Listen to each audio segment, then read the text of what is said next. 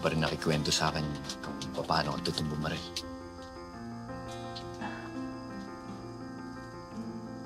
Maiintindihan ko kung sakaling hindi ka pa handang pag-usapan yan.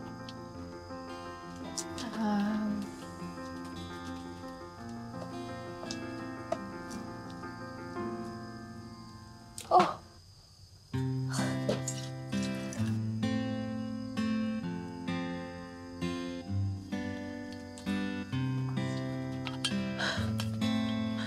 May lambanog!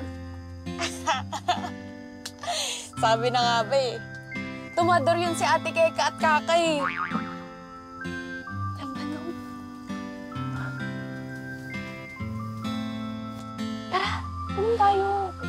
Masarap magkwentuhan kapag may unting alam. Teka, Nimpa. Hindi ba masama pakiramdam mo? Baka mamaya mabinat ka. Alam mo, dito sa probinsya, gamot namin tong lambanog.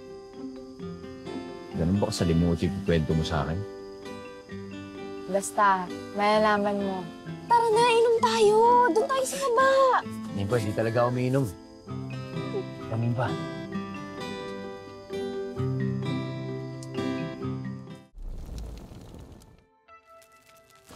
Tara na, uminom na tayo.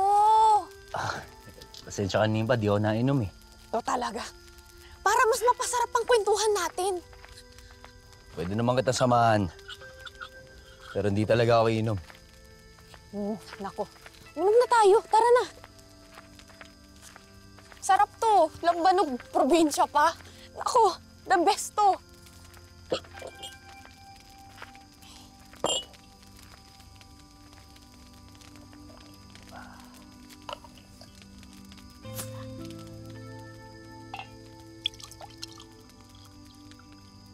Nimpa.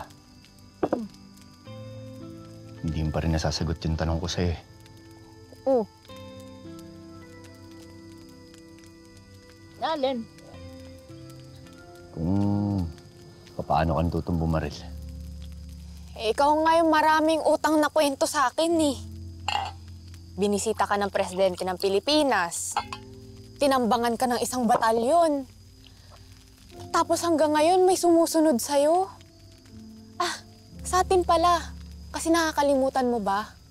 Tinaya ko ang buhay ko sa'yo, Elias.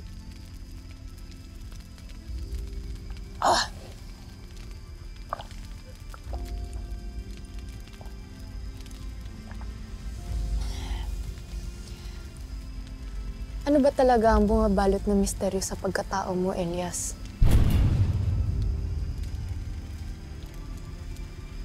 Sino ka ba talaga, Elias Guerrero?